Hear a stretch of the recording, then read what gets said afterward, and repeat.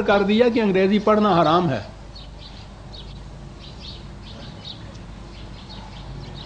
سوچئے. میں آگے چل کے عرض کروں گا کہ یہ کوئی انفرادی بات نہیں تھی، یہ ایک تحریک تھی جس کا خمیازہ ہمیں آج بھی بھگتنا پڑ رہا ہے. آگے چل کے عرض کروں گا. لیکن وہاں آپ یہ دیکھیے کہ یونیورسٹیاں کھل رہی ہیں، ہندو دھڑا دھڑ اس میں داخل ہو رہا ہے، مسلمانوں کے علماء کرام فتویٰ دے رہے ہیں کہ انگریزی پڑھنا حرام ہے. ان حالات میں یہ شخص کیا کرے؟ یہ غازی پور میں تعینات تھے، کچہری میں کمشنر کے ہاں. وہیں انہوں نے ایک نئے انداز، نئے طریق کا چھوٹا سا مدرسہ قائم کیا. مکاتب مساجد میں اور ان کے دارالعلوم وغیرہ تو خیر بات کی بات ہے، یہ تو تھے پہلے. نئے انداز کا ایک مدرسہ قائم کیا اور وہاں ایک سائنٹیفک سوسائٹی کی بنیاد رکھی. اس کا فریضہ یہ کام کیا کہ علوم جدیدہ کی جو کتابیں انگریزی میں ہوں ان کا ترجمہ کم از کم اردو میں کر دیا جائے. یہاں ایک چیز بطور لطیفہ کے سامنے آتی ہے.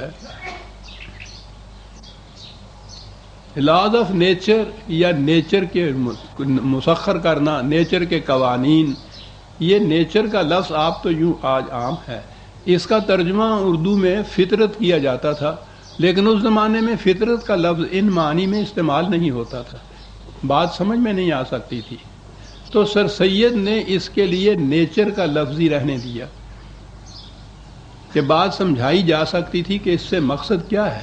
خارجی کائنات کے اندر جو قوتیں کار فرما ہیں ان کے لیے یہ لفظ تھا، یہ نیچر. تو وہ اپنے مقالات میں، اپنی تحریروں میں نیچر کا لفظ استعمال کرتے تھے. ہمارے مفتیان اعظام نے جو فتوے ان کے خلاف صادر کرنے تھے اس میں یہ بھی کہا کہ یہ شخص نیچری ہے،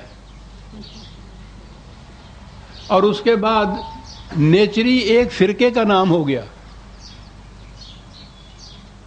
آپ حیران ہوں گے اپنی اس تاریخ کو دیکھ کر. جہاں یہ فرقے تھے نا کہ یہ اہل حدیث، یہ بریلوی، یہ دیوبندی، یہ بعد میں جو بنے آن کے نیچری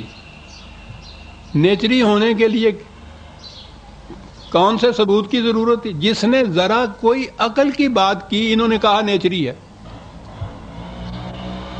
سارے ملک کے اندر ایک فرقے کی حیثیت سے نیچری مشہور ہو گئی، اور اس فرقے کا بانی سر سید، اس لیے کہ یہ نیچر کا لفظ استعمال کرتا ہے. کتنا سخت جان تھا یہ شخص. اس سوسائٹی کو جب یہ غازی پور سے تبدیل ہو کے علی گڑھ آ گیا تو وہاں انہوں نے وہ جو سائنٹیفک سوسائٹی تھی اس کو بھی آگے بڑھایا، اس مدرسے کو بھی اور محکم بنیادوں کے اوپر استوار کیا. لیکن اتنے سے کام نہیں چل سکتا تھا. اس نے دیکھا یہ کہ ہندوستان میں رہتے ہوئے یہ معلوم نہیں ہو سکتا کہ انگریز نے جو اتنی ترقی کی ہے کائناتی علوم کے اندر، اتنی بڑی سلطنت قائم کر رکھی ہے، 7 سمندر پار سے آ کے ہندوستان میں ایک نئی محکم بنیاد ڈال دی ہے اپنی سلطنت کی. اس کا راز کیا ہے؟ وہاں تعلیم کس طرح سے دی جاتی ہے؟ کس طرح سے اس قسم کے لوگ سائنسدان تیار کیے جاتے ہیں؟ کوئی ذریعہ اس کے پاس نہیں تھا. اس نے فیصلہ کیا کہ مجھے خود انگلستان جانا چاہیے. اس زمانے میں یورپ کا سفر کچھ آسان نہیں تھا، اور سب سے بڑی چیز تو اخراجات کی تھی. فنڈامنٹلزم تو نہیں آیا تھا نا اس زمانے میں کہ سیلاب کی طرح روپیہ آنا شروع ہو جائے. گھر کا سامان بیچا، کوٹھی کو رہن رکھا، قرض لیا دوستوں سے، تو بمشکل اتنے پیسے اکٹھے کیے کہ انگلستان گیا. 2 سال وہاں رہا، اپنی آنکھوں سے مطالعہ کیا کہ قومیں زندہ کس طرح سے ہوتی ہیں اور زندہ کس طرح سے رہتی ہیں. 2 سال کے بعد وہاں سے واپس آئے تو یہاں آ کے اسی طرز پہ پھر اس مدرسے کی بنیاد رکھی جو پہلے ایک چھوٹا سا اسکول تھا۔ یہ 24 مئی 1875 کی بات ہے، اور یہ ہے وہ تاریخ جسے میں پاکستان کے ایوان کی بنیاد کی پہلی اینٹ کا دن قرار دیا کرتا ہوں۔ اس دن یہ بنیادی اینٹ رکھی گئی تھی۔ ذرا آگے چل کے آپ دیکھیں گے جو میں کہہ رہا ہوں کس طرح وہ صحیح ہے۔ ہمارے سامنے ہماری اپنی تاریخ ہی نہیں۔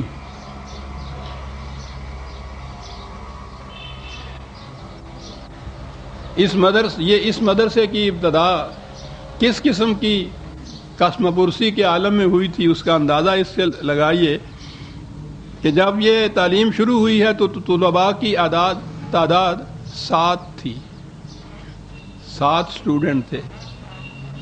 اسکول کا ماہوار بجٹ قریباً 900 روپے تھا، اور پہلے ہیڈ ماسٹر کی تنخواہ 40 روپے تھی۔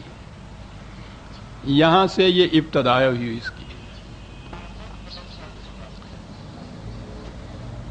سر سید نے اس کے بعد کس انداز سے اس کے لیے چندہ اکٹھا کیا وہ ذرا بات آگے آتی ہے، لیکن اس مرد مجاہد کی صحیح مسلسل کا نتیجہ یہ تھا کہ 12 ہی برس کے بعد یہ ننھا سا چھوٹا سا مدرسہ کالج بن گیا۔ اس زمانے میں ملک میں قریب 850 ہندو گریجویٹ تھے اور صرف مسلمان 20 گریجویٹ تھے۔ کالج کے قیام کے 20 سال کے عرصے میں ملک میں 126 مسلمان گریجویٹ تھے اور 174 انڈر گریجویٹ۔ اس کالج نے اتنا ہی نہیں کیا کہ اپنے ہاں اس قسم کے علوم مغرب کے ماہر طلباء تیار کیے، اساتذہ تیار کیے، بلکہ وہ جو ان علوم اور مسلمانوں کے درمیان فتووں کی دیوار حائل تھی اس دیوار کو توڑ دیا اس شخص نے۔ نتیجہ اس کا یہ کہ اس کے بعد امرتسر، کراچی، حیدرآباد، بہاولپور وغیرہ میں مسلمانوں کے سکول کھلنے شروع ہو گئے، اور آہستہ آہستہ مسلمانوں کے بچوں نے ان علوم کے اندر دسترس حاصل کرنا شروع کر دیا۔ نتیجہ یہ کہ 1881 میں جہاں ملک میں صرف 43 مسلمان گریجویٹ تھے، 1893 میں ان کی تعداد 339 تک پہنچ گئی تھی۔ 1998 میں صرف الہ آباد اور پنجاب میں ان کی تعداد 185 تھی۔ عام تعلیم کا یہ عالم تھا کہ بنگال میں 1881 میں کالجوں اور سکولوں میں 1,85,000 مسلمان تھے، اور 1896 میں ان کی تعداد 4,90,000 تک پہنچ گئی تھی، صرف ایک بنگال کے اندر۔ ایک فرد ہے یہ جو کچھ کر رہا ہے۔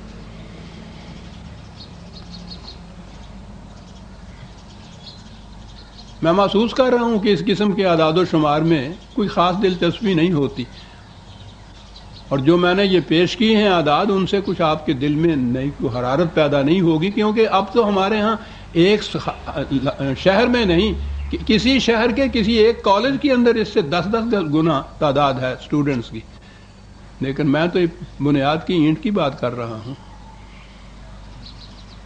یہاں سے وہ بات شروع کی اس شخص نے۔ یہ کچھ کر رہا تھا، اور علماء کرام اس کے پیچھے کفر کے فتوے لیے پھر رہے تھے۔ انگریزی پڑھنا حرام ہے، پہلا فتویٰ یہ تھا۔ جب اس نے مدرسے کی بنیاد رکھی ہے تو ایک مولوی صاحب نے فتویٰ صادر کر دیا کہ جو لوگ مدرسۃ العلوم قائم کرنا چاہتے ہیں وہ در حقیقت مسلمان نہیں۔ اور جب مسلمان وہ نہیں رہتے تو بیویوں پہ تو طلاق فوراً پڑتی ہے نا، وہ نزلہ تو عزائے ضعیفہ پہ گرتا ہے نا جا کر۔